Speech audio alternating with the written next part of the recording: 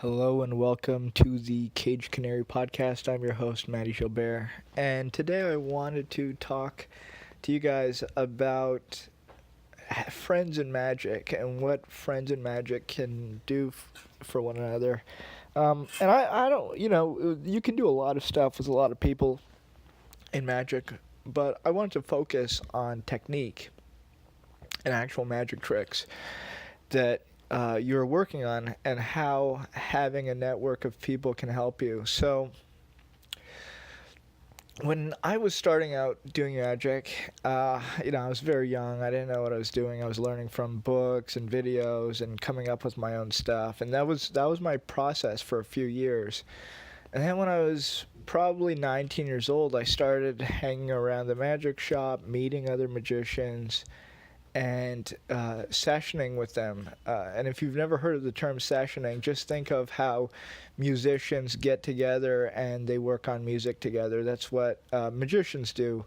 And we would meet at the magic shop, or we would go to restaurants or coffee shops and hang out, and we would sit there with a deck of cards and work on magic. Someone would present an effect or a technique, and then we'd sit down and work on it. And that was the best thing that happened for me in terms of getting to know magicians. Of course, there's many benefits to getting to know magicians all over the world, but that was one of the things that struck me. That's something that's not happening today with this in the digital world. People are learning magic on video, on YouTube, on DVDs, on downloads, and they're just interfacing with a passive video. They're just watching a screen, and they're learning from the person on the video, but it's not live, it's not interactive, it's just dead, and there's not any depth to it. It's not 3D, so it's like from one angle, and sometimes they switch the angle, but it's not like when you're sitting down with somebody in a deck of cards, they can really show you everything. I mean, you can move a little bit to the left, a little bit up, a little bit down, a little to the right, a little bit in, a little bit farther away. You are moving in a three-dimensional space, and you can see the technique, and you can ask them to slow down and to do it again and to pause, and you can really understand technique. So just having that, in person live is amazing, because you will be able to learn stuff and teach stuff to other people that just can't be transmitted in the same way in video. Video is great. A lot of people can learn a lot of things from video, but there's some things, just small details and little interactive moments that you can't do with just a pre-recorded video. So that's definitely one of the things. Another one of the things is we all are so limited in our time and what we can consume. There's more magic books ever written, more videos ever made than we can ever watch and or read, and we can't consume all the knowledge. Or even if we consume a lot of knowledge, we forget things, or we can't do it, or we've never seen it done. So even though we've read it, we don't fully understand it. And one of the great things about having a network of technicians, I mean people who are technically competent at sleight of hand, is they can sit down with you and brainstorm on stuff. And they know techniques that you don't know, and you know techniques and tricks that they don't know, or little variations on plots, common plots like, Triumph or Oil and Water or Ambitious Card. When you get more people, more than like if you're just one person, you just know what you know, and you can search out information. But when you get a few people together, or even if it's as little as two people, when you get two people together, that possibility of information has grown. That knowledge base has grown, because you're then able to share information, share techniques in real time. And then when it gets bigger, I wouldn't recommend it getting too big. Probably like 3 or 4 people max, to be honest. But when you have a small group like that and you guys are getting together, you can really work on stuff. And if everyone can bring something to the table, if everybody's bringing information or technique or expertise, experience, you guys can get so much work done. It's so crazy how much work that you can get done. And there's certain tricks that I work on by myself for years or months or however long I'm working on it, and I just get stuck at certain points. And because I have like a limit of how much I can grow just by myself, and then I'll take these to some of my friends, or some of my friends will see me perform them, and we'll talk about it. Well, after the show, we will sit down and talk about it, and they'll give me so much great advice. And some of the advice, I'll throw out because I disagree with them. But some of the advice, I'll look at it and be like, wow, this is a new way of thinking. Or they'll be like, what if you do it this way? What if you do it that way? And then I'll have new avenues to explore. And that's what friends do. That's what friends are supposed to do. And that's what the great thing is. I remember, some of my friends who I visit around the world, and I stay with them for a few days or a few weeks, depending on what my schedule is. We'll wake up. This is our day. I'll give you an idea of our schedule. We'll wake up whenever we wake up. Get breakfast together. Over breakfast, we'll talk about magic. We'll pull out the cards, pull out the coins, and work on some stuff. Show each other some stuff, and talk about magic. Then we'll go around the city, do what we're doing for the day. Have lunch. Over lunch, do the same thing. Talk, work on magic, work on magic, work on magic. And then we'll continue that throughout the day. Have dinner, do that over dinner, and then when the evening comes, we'll do that either over a coffee or over a beer or something. We'll just go out and or stay in and just talk about magic and work on stuff. And it really is cool to be able to sit with somebody and have them totally devote their time to you. And literally, you can work on the same plot, the same trick, for like 5 or 6, 7 hours and not get bored if you are two people who are passionate about something and you both have so much to bring to the table. I remember being at Escorial a few years back, and I still am working on the piano card trick, the classic piano card trick, and I was showing a few people. We were talking about me, Paul Wilson, Steve Beam, I believe Raphael Benatar, and a few other guys. We were just sitting there and talking about the piano card trick, which, for those of you who don't know what the piano card trick is, it's one of the most basic introductory pieces of card magic ever. It's recommended for children and stuff, but it's a really beautiful piece of magic, and you never really see it done. And when you see it done, it's never done powerfully, but it's like just the idea behind it is so powerful that I'm like, I got to figure out how to do this. So, we were at Escorial and we were laughing at the idea. It's like, imagine what people would think if they knew that at the most exclusive magic convention in the entire world, Escorial, that the people who are attending it are sitting down and talking about the piano card trick. Like, imagine how crazy they would think we were to talk about what many people think is the most boring trick ever. But that's what happens when you get together with people who are passionate. You can just sit down for hours and work on things. And then, like, I have other friends who who have work on tricks and effects that I do it in a totally different way. For example, the invisible palm routine, and that's a routine that I approach in my own unique style, and then I'm super inspired when I see guys like Christian Engblom, who has his own version, and then to sit down with him and then to talk about his version, which is just completely different than my version, but just to be inspired by those visuals. And there's a couple guys with really cool versions of the invisible card routine plot. The point is to be able to sit down with people and to work on stuff and exchange ideas. Oh, what do you do for the first phase? What about the second? What about the third? What if you did the third like this? Oh no, the first phase and the second phase are a little bit too similar. Or the first phase and the fourth phase, they echo each other, but it's not in a good way, or the way that you lay out the cards in the first and second phase are the same, but then when you get to the third phase, you change it up and it's a different visual. How does that affect the external structure of the routine, the external visual? Does it bring down the magic?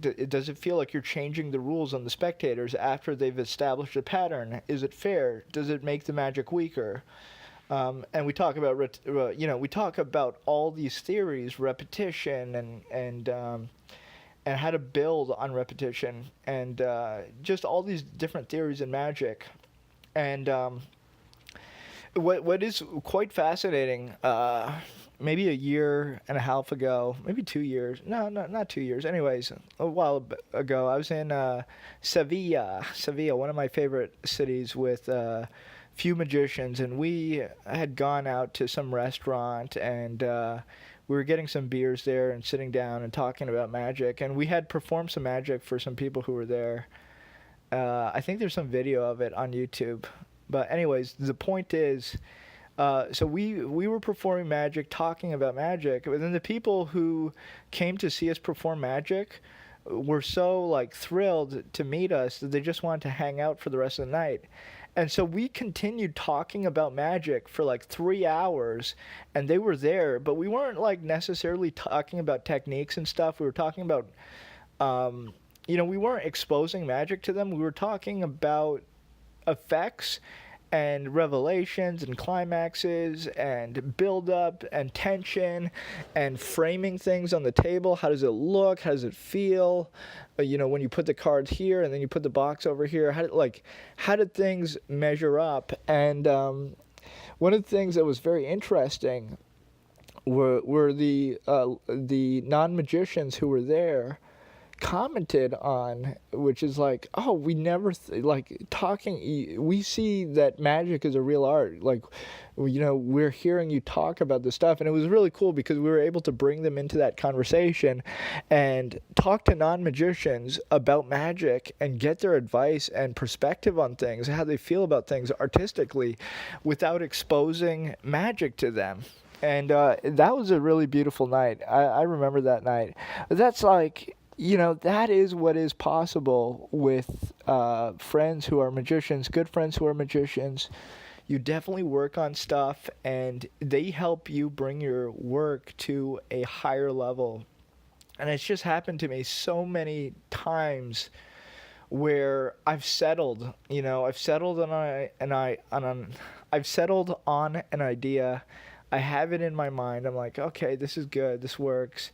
And then, I stay with that for a while, and then I show it to a magician friend, and then they'll be like, hey, what about this? And they'll give me an idea, and maybe the idea itself won't totally change things, but maybe it will lead me to something that will just bring it to a whole other level. And that's what your friends in magic can do. They can help you bring your magic to undreamed of heights. And like, when you have friends like that in magic, you want to see them, you want to spend time with them, and you sort of need a break from them sometimes. Like, you can, like, after a few weeks of spending, every single day with the same friends talking about magic, you kind of go everything you go through everything possible, then you need a little break for a few months and to develop new stuff and work on those ideas. You need also that time alone, obviously, to digest certain information, thoughts, emotions, and ideas. But having those people is just, it really, there's nothing to describe it. Like, it just is so amazing. It's so fun. It's just an incredible feeling to be able to share that with people, and to help people with their magic too. That's one of the greatest things. When you see one of your friends doing a piece of magic, and you know how to improve it, that is like such a good feeling in the world. It's like one of the greatest feelings in the world, and it's like it's you just pull your friend aside and you say, look, what about this? And you show them the idea, and they'll love you for it. They'll be like, oh, thank you, thank you.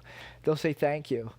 And it's happened to me a few times where I've seen friends doing something, and I've worked on similar ideas, maybe not the same plot, but I've had different thoughts in my head, and I'll see something, I'll be like, oh, this idea is perfect for their routine. Let's see if they can incorporate it, and we'll talk about it, and they'll just be blown away, and it'll make their magic so much better. And then other people do that for you, and it's a great cycle. It's a great cycle.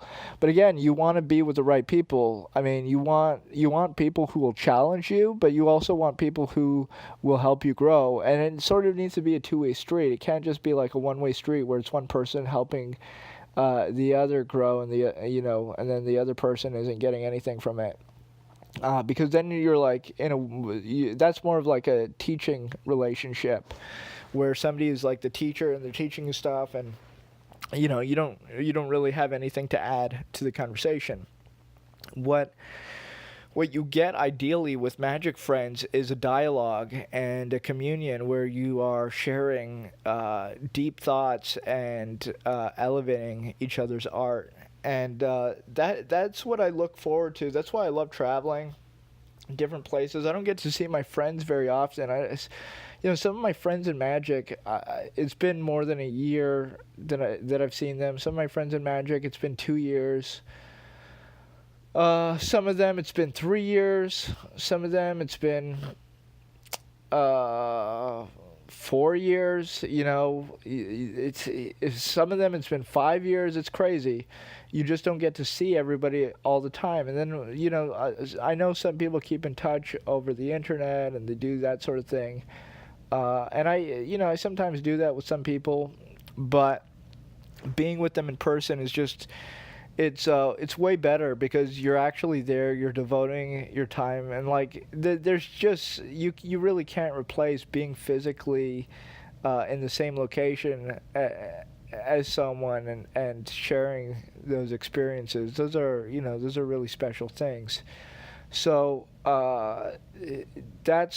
basically what I'm saying is, and what the whole point of this is, if you are somebody who is learning magic and you're doing it by yourself, that's great. I mean, you should be able to be alone and grow by yourself, but then you should also make friends, real friends, good friends, who are at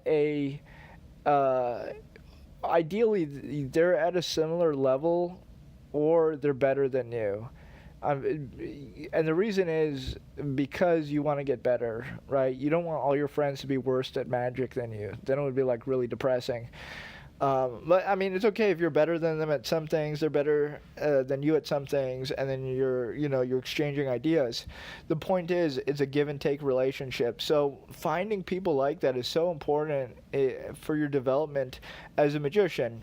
As I said, it's not necessary. You can do a lot by yourself. However, there's definitely some thoughts that are not going to be available to you that are going to pop up from other people.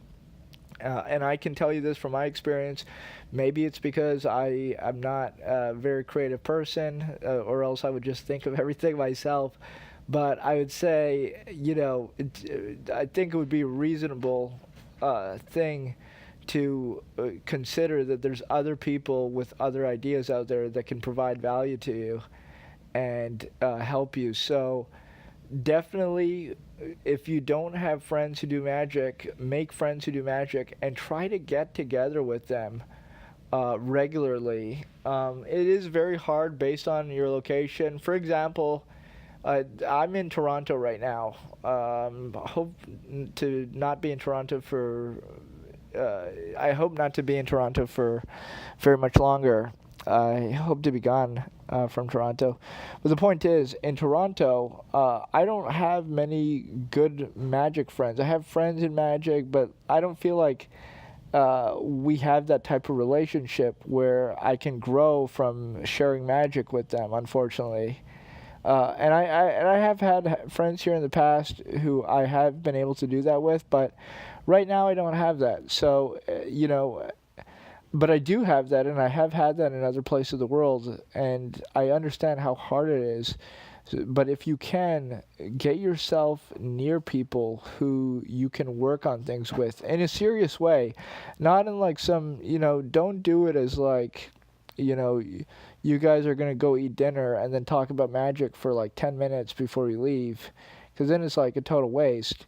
Have a thing where it's, once a week. Once a week might be too difficult, but maybe once every 2 weeks. That would be a good schedule for most people. Once a week is better though.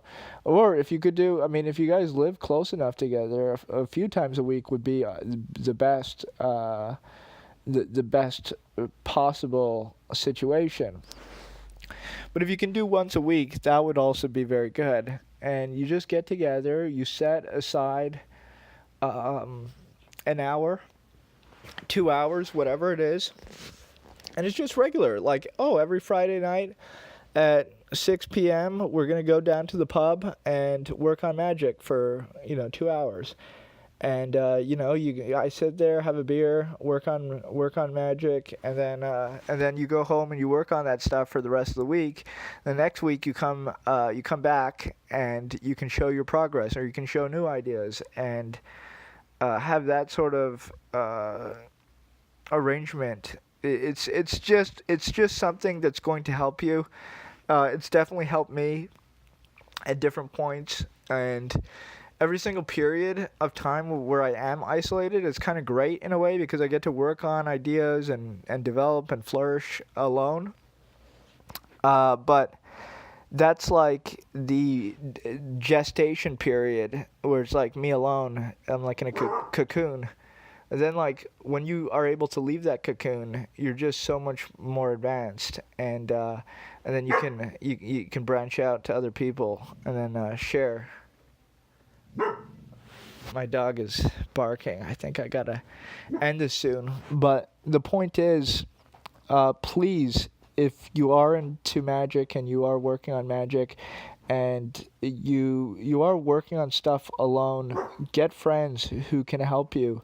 Another thing they're going to do is they're going to critique you. Being critiqued is very important for your progress as a magician. People telling you whether something is good or no good is going to help you a lot, and it's you need that, because we all lie to ourselves, and the mirror also lies to us. We blink when we don't want to see things in the mirror, or we think like, oh, this looks good, or this works, and this we can get away with this, and but having friends who have an eye and who are honest with you is going to help you, because they're going to tell you whether something is not good or not, and if it works or not. And even if that process is uncomfortable, nobody wants to hear that like something they've been working on isn't actually good. It's an uncomfortable situation or moments that come up sometimes when you hear that, your work isn't that good, but it's going to ultimately help you, because that's what working on magic is with people. Sometimes being told that something is no good, or it needs to be improved upon, and then being able to listen to that it's just going to help you do it, even though it's hard. And sometimes people are wrong. Sometimes you have an idea and you want to stick with it and you believe it has potential, but it's not there yet, and people are telling you don't do it, but you know that there's something behind it. Even if you don't know the path to success, you know that there's something to that idea or that principle.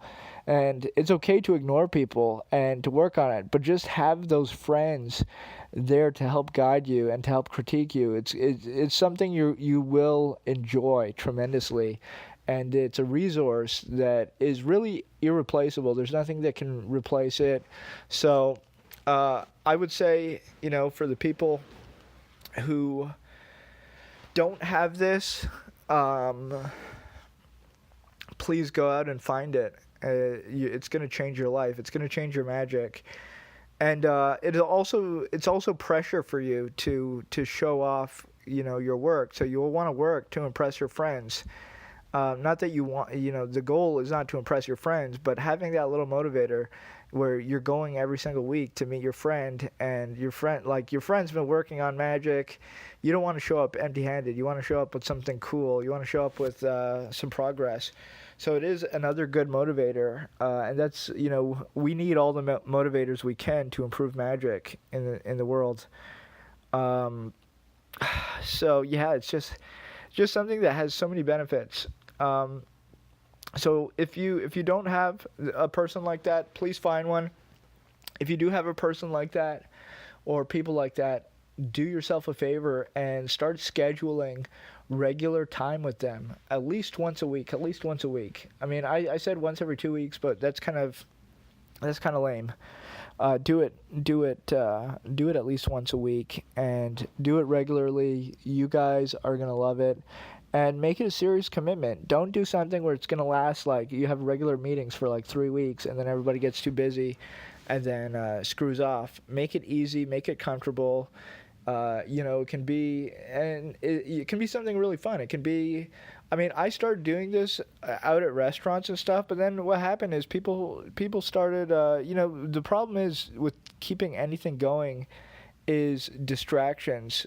So you really want it to be a regular thing. So make it fun for people. Have it over at your house where, your friend comes over to your house every, once a week or whatever your schedule is, and you guys sit down and have a big glass of whiskey and talk about magic for a few hours, work on magic. Make it something motivating, make it fun for you guys, whether it's you order a pizza, whether you guys have a few beers, drink a whiskey, you guys smoke cigars while you're working on magic. Whatever it takes to make it fun. Make it fun for you, make it motivating so that it becomes a regular thing, and then you don't think about it. You just know, like, oh, every week, Monday nights I'm gonna go meet my friend and we're gonna work on magic. It's just automatic. That day's blocked off. People ask you, hey, you want to come see the baseball game, or you want to go see a movie on Monday, and you just tell them, no, I can't, I'm busy. That's how you want to respond. You don't even want to think about it. You want it to be like so ingrained that you're busy, you're working on magic. And that's definitely going to help you.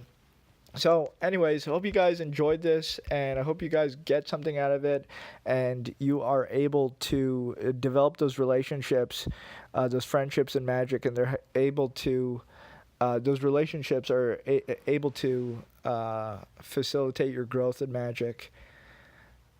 Thank you for listening, as always, and I will see you guys in the next one.